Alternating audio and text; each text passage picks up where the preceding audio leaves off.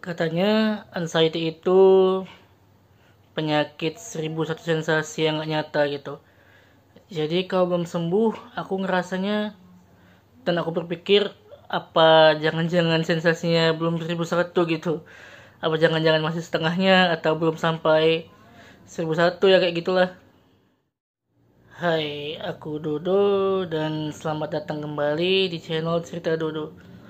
Kali ini aku pengen lanjuti pembahasan yang kemarin tentang kenapa sih orang anxiety itu takut berada di keramaian atau takut keluar rumah.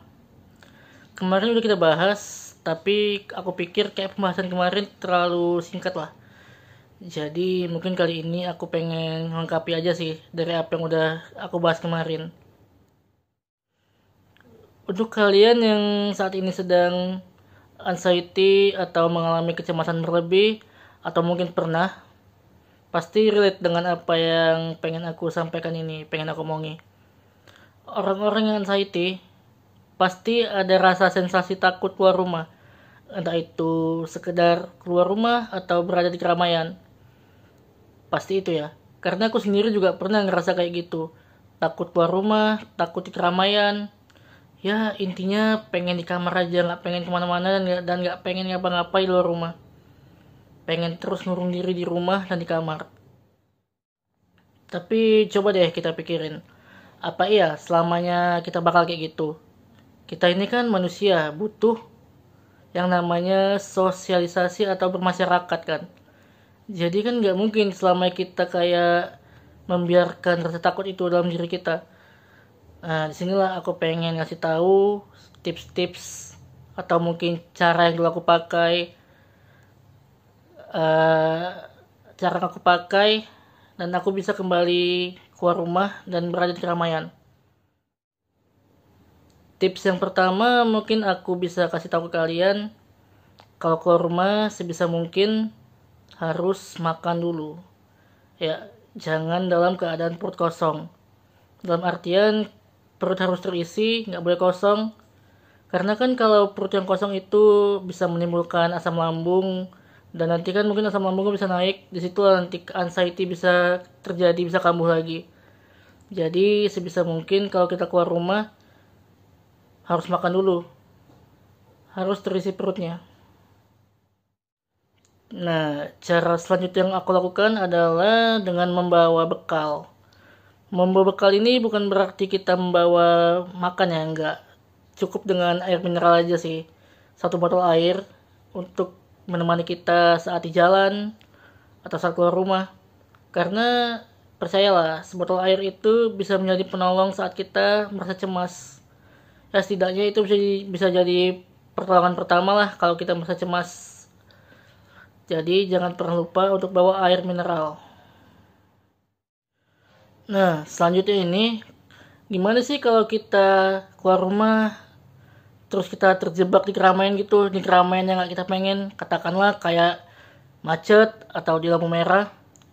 Cara aku sih ya sebisa mungkin aku kayak alihkan pikiran aja. Aku gak pengen ngeliat ke depan, aku lihat ke kanan kiri, lihat apa yang menarik, dan pandanganku bakal fokus ke situ sih, ke hal-hal yang menarik itu.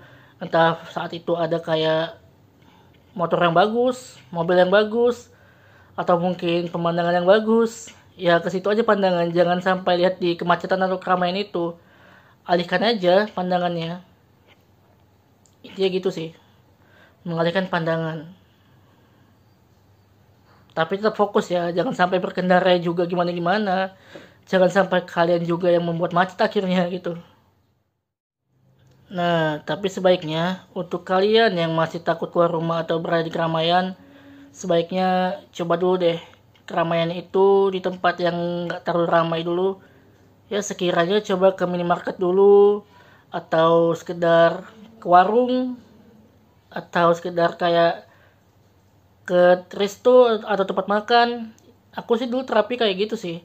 Aku takut keluar rumah, terus aku berpikir untuk mencari keramaian nggak terlalu ramai dulu lah. Yang pertama aku lakukan itu ya kayak ke minimarket dulu, ngantri di kasir, atau mungkin bisa ke resto, ngantri di ngantri di tempat pemesanan makanan gitu. Ya intinya coba deh kalian ke tempat ramai, Tapi bukan yang keramaian yang terlalu ramai kayak tempat konser. Ya jangan dulu deh. Ke tempat-tempat yang ramai tapi ramainya sekedar aja. Jangan terlalu ramai juga. Itu sih terapi yang aku lakukan dulu. Ya intinya kalau kalian takut keluar rumah, ya pelan-pelan aja sih terapinya. Jangan langsung ke keramaian yang crowded atau gimana.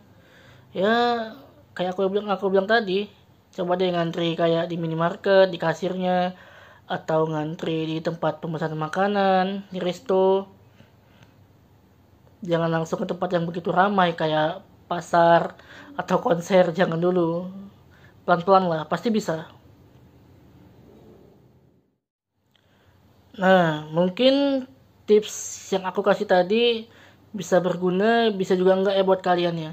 Tapi sih kalau saran aku, kalau anxiety kalian memang sudah akut, sudah parah, sudah mengganggu kayak keseharian, ya sebaiknya kalian kunjungi psikolog atau psikiater sih untuk pengenanganan yang lebih lanjut. Ingat ya, anxiety ini memang penyakit yang ada atau nggak ada gitu. Kita nggak pernah tahu sebenarnya anxiety ini apa. Karena kita sendiri juga nggak tahu ketakutan apa yang kita rasakan. Kita juga nggak tahu ketakutan kita itu apa. Ketakutannya kayak nggak jelas gitu. Jadi memang yang bisa mengobati ya sebenarnya diri kita sendiri. Tapi kalau kita memang butuh bantuan profesional, boleh kok kita kunjungi psikiater atau psikolog untuk penanganannya. Jangan pernah takut untuk mengunjungi psikiater atau psikolog ya. Kalian yang mengunjungi psikiater atau psikolog nggak akan dicap sebagai orang gila kok, nggak akan dicap sebagai orang nggak normal. Wajar kok kita sebagai manusia punya rasa takut. Ya mungkin kali ini sampai sini aja video aku ya. Itulah tadi cara-cara gimana aku akhirnya yang takut keluar rumah karena anxiety, terus bisa kembali keluar rumah dan berada di keramaian. Oh ya, kalau kalian memang merasa pembahasan dan channel ini berguna, boleh kok di subscribe atau di share ke siapa aja yang membutuhkan. Dan kalau boleh, aku juga minta tolong ke kalian, bisa juga ditonton video-video yang lain, kayak cover gitar atau video aku ngeband, atau lagu-lagu yang aku upload juga boleh kok kalian tonton. Oke ya, sekian dari aku, Dodo, makasih semuanya.